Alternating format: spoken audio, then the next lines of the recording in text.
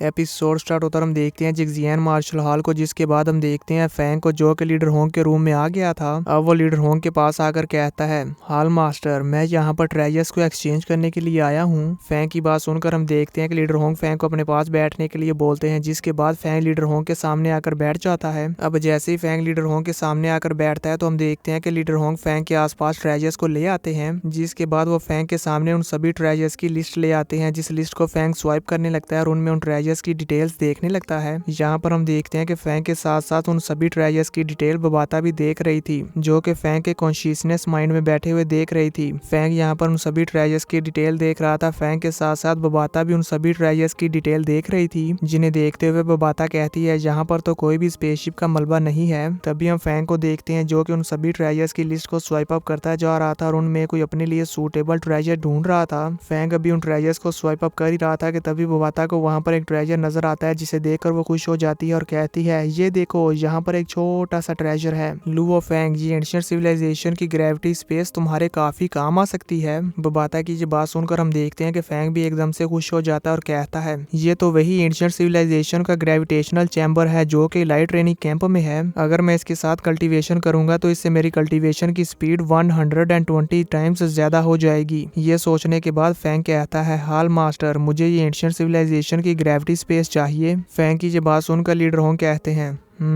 जिसके बाद फैंग फिर से उन सभी ट्रेजर्स को स्वाइप करने लगता है और उनमें ट्रेजर्स को देखते हुए कहता है, मैं ये 2000 ईयर ओल्ड ब्लैक रो रूट भी लूंगा और इसके साथ साथ ड्रैगन ब्लड भी, और साथ ही साथ 7 प्लांट्स की स्पिरिट भी लूंगा। यहाँ पर हम देखते हैं कि फैंग इन सभी ट्रेजर्स को ले लेता है। अब यहाँ पर फैंग ने सभी ट्रेजर्स को बाय कर लिया था, तो इन सभी ट्रेजर्स को बाय करने के बाद लीडर होंग फैंग को बताते हैं, ओके, तुम्हारे इन सभी ट्रेजर्स की टोटल अमाउंट 110 स्टार्स हुई है, जो कि टोटल 5.5 वुड क्रिस्टल्स बनते हैं। इनमें से तुम हाफ वुड क्रिस्टल माइनस कर दो और ये हाफ वुड क्रिस्टल वो है जो कि तुमने मुझे मिस्ट आइलैंड पर दिया था, यानी कि मेरे पास सेव किया था। और अब उस हाफ वुड क्रिस्टल को निकालने के बाद तुमने मुझे सिर्फ 5 वुड क्रिस्टल्स और देने हैं। यहाँ पर हम देखते हैं कि लीडर होंग की ये बात सुनकर फैंग लीडर होंग को 5 और वुड क्रिस्टल दे देता है, जिसके बाद वो अपने सभी ट्रेजर्स लेकर वहां से जाने लगता है। अब व्यू चेंज होता है, हम जिक्सियन मार्शल हॉल के हेडक्वार्टर्स के मेन हॉल का व्यू देखते हैं, जहाँ पर हम एक ब्यूटीफुल सी लेडी को देखते हैं और उसके साथ यहाँ पर कुछ बॉडीगार्ड्स भी थे। तभी हम देखते हैं कि फैंग लिफ्ट में से निकलकर चलता हुआ आ रहा था, तो फैंग को आता हुआ देखकर उन बॉडीगार्ड्स में से एक बॉडीगार्ड जल्दी से उस लेडी के पास जाता है और उस लेडी से जाकर कहता है, दी स्पीकर, लुओ फैंग आ रहा है।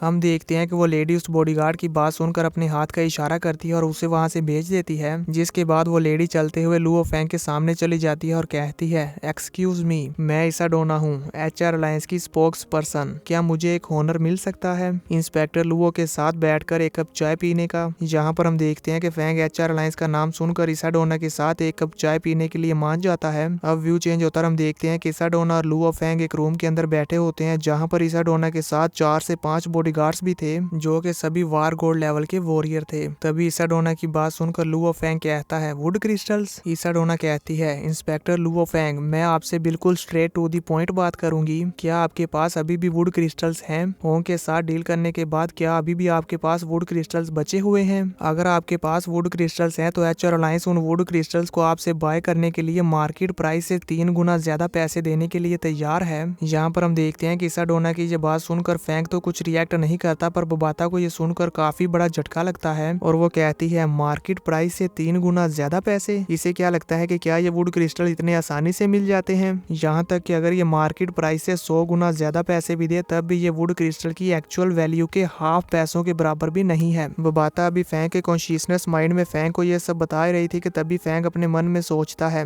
एक वुड क्रिस्टल किसी भी 8th 9th लेवल के स्टूडेंट वॉरियर को इस काबिल बना सकता है कि वो वुड क्रिस्टल को यूज करते साथ ही स्टार ट्रैवलर के लेवल में पहुंच जाएगा। मुझे लगता है कि शायद इसी वजह से ये HR अलायंस वाले इन वुड क्रिस्टल्स को हासिल करना चाहते हैं और इसी के साथ साथ इन HR अलायंस वालों के पास लार्ज अमाउंट ऑफ मनी भी है। मुझे लगता है कि वो नेचुरली तौर पर वुड क्रिस्टल्स को नहीं छोड़ेंगे। यहाँ पर हम देखते हैं कि फैंग अपने मन में ये सब कुछ सोच रहा था, तो ये सारी बातें बबाता भी सुन रही थी। फैंग की ये बात सुनकर बबाता कहती है, एक स्टूडेंट लेवल के वॉरियर को वुड क्रिस्टल का इस्तेमाल करते हुए स्टार ट्रैवलर के लेवल तक पहुंचाना, ये तो रिसोर्सेज को वेस्ट करना होगा। वैसे लुओ फैंग, तुम इनसे पहले ये पूछो कि क्या इनके पास स्पेसशिप का कोई पुराना मलबा है। बबाता की ये बात सुनकर हम देखते हैं कि फैंग को भी एक आइडिया आता है और वो इसाडोना से कहता है, इसाडोना स्पीकर, आप ये तो जानती हैं कि स्टार ट्रैवलर वॉरियर के साथ पैसों के बारे में बात करना अनरीजनेबल है, लेकिन हाँ, मेरी कुछ हॉबीज हैं, जैसे कि एंशिएंट सिविलाइजेशंस में जाना, पुरानी रूइंस की एक्सप्लोरेशन करना और स्पेसशिप के बारे में जानना और उनका मलबा इकट्ठा करना। यहाँ पर हम देखते हैं कि फैंग ये कहते साथ साथ ही अपनी स्पिरिचुअल पावर को यूज करता है और वहाँ चाय के पास पड़ा हुआ चम्मच उठाता है और फिर अपनी स्पिरिचुअल पावर को यूज करते हुए उस चम्मच से चाय को हिलाता है, जो देखकर हम देखते हैं कि इसाडोना के साथ आए हुए वॉरियर्स फैंग को रोकने के लिए आगे बढ़ने लगते हैं, क्योंकि यहाँ पर उन वॉरियर्स को ऐसा लग रहा था जैसे कि फैंग उस चम्मच को यूज करते हुए इसाडोना पर अटैक करेगा। पर हम देखते हैं कि जैसे ही यहाँ पर इसाडोना के वो वॉरियर्स आगे बढ़कर फैंग को रोकने ही वाले थे कि तभी इसाडोना उन वॉरियर्स को इशारा करके वहीं पर रुकने का बोल देती है, जो इशारा देखकर वो वॉरियर्स वहीं पर रुक जाते हैं। अब इसाडोना फैंग से कहती है, इंस्पेक्टर लुओ फैंग, आप तो बोलने में बहुत तेज हैं। मैं समझ गई कि आप क्या कहना चाहते हैं और मेरे पास जो भी सामान है मैं उस सारे सामान की लिस्ट 3 दिन में रेडी कर दूंगी और फिर आप उस लिस्ट में से देख लेना कि आपको क्या क्या चाहिए। ये कहने के बाद इसाडोना कहती है, मैं इंस्पेक्टर लुओ के साथ एक अच्छी डील करने का इंतजार करूंगी। और ये कहते साथ ही हम देखते हैं कि इनकी ये मीटिंग यहीं पर खत्म हो जाती है, जिसके बाद व्यू चेंज होता है और हम बेस सिटी ऑफ जियांग नान के जिगजियान मार्शल हॉल को देखते हैं। अब हम फैंग के स्मार्ट फाइटर जेट को देखते हैं जो कि फैंग के विला पर आ गया था। तभी हम वहां पर फैंग के विला के अंदर का व्यू देखते हैं, जहां पर हम देखते हैं कि फैंग के फादर चलने की कोशिश कर रहे थे, पर वहां पर फैंग के फादर के साथ उनका बेटा उन्हें सपोर्ट दे रहा था ताकि वो अपने पैरों पर चल पाए। तभी व्यू चेंज होता और हम देखते हैं कि फैंग अपनी फैमिली के लिए कुछ खाने के लिए लेकर आया था, जिसे वो अपनी फैमिली को दे देता है और फिर फैंग के पेरेंट्स उन्हें खा लेते हैं। जैसे ही फैंग के पेरेंट्स फैंग के लाए हुए उस सामान को खा लेते हैं तो उसे खाने के कुछ देर बाद फैंग बबाता से कहता है, बबाता,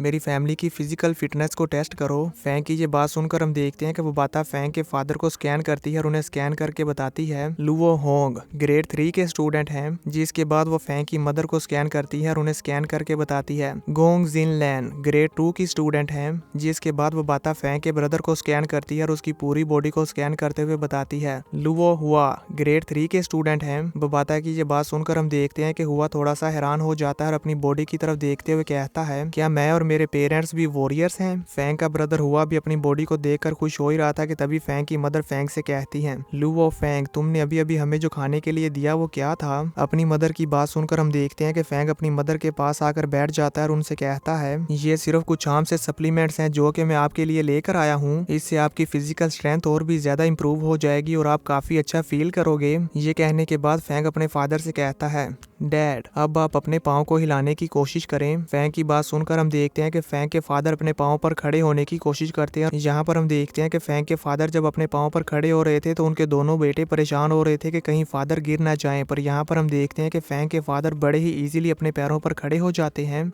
इवन वो अपने पाँव पर खड़े होते साथ ही फील करते हैं कि उनकी टांगे तो पहले से भी कई गुना ज्यादा बेहतर हो गई हैं। जो फील करते हुए वो कहते हैं, लुओ फैंग, ये तो। इससे पहले को अपनी बात कंप्लीट कर पाते तभी वो वहाँ पर एक्सरसाइज करने लगते हैं और वो इस तरह से एक्सरसाइज कर रहे थे जैसे कि उनकी टांगे बिल्कुल परफेक्ट हो गई हैं। और यहाँ पर हम देखते हैं कि वो एक्सरसाइज करने के साथ साथ फैंग को दौड़ लगाकर भी दिखाते हैं और साथ ही साथ वहाँ पर एक जंप भी लगाते हैं। यहाँ पर हम देखते हैं कि फैंग का ब्रदर हुआ अपने फादर को इस तरह से एकदम फिट एंड फाइन देखकर बहुत खुश होता है और साथ ही साथ फैंग की मदर भी काफी खुश होती है। दोस्तों, अगर आप सब लोग भूल गए हैं तो मैं आपको याद दिला दूं कि ये लोग इतने ज्यादा खुश क्यों हो रहे हैं। यहाँ पर फैंग का ब्रदर अपने फादर और फैंग की मदर अपने हस्बैंड को एकदम ठीक देखकर इतना ज्यादा खुश इसलिए हो रहे हैं। आप सब लोगों को भी मालूम ही है कि अभी से कुछ टाइम पहले जब Luo Fang ancient civilization ruins number 9 में गया था तो वो वहाँ पर अपने टेस्ट के दौरान 1.5 साल के लिए ट्रैप हो गया था, जिसका फायदा उठाते हुए लिया और वैनिना ने फैंग की फैमिली को बहुत ही ज्यादा टॉर्चर किया था। और उसी टॉर्चर के दौरान लिया और वैनिना ने फैंग के फादर का एक्सीडेंट भी करवाया था और उस एक्सीडेंट के दौरान फैंग के फादर की लेग्स फ्रैक्चर हो गई थी, जिस वजह से वो अपने पाँव पर चल फिर नहीं सकते थे और व्हील चेयर पर ही रहते थे। पर आज यहाँ पर फैंग के इन सप्लीमेंट्स की वजह से फैंग के फादर बिल्कुल फिट एंड फाइन हो गए हैं। इसी वजह से फैंग की फैमिली इतनी खुश हो रही है।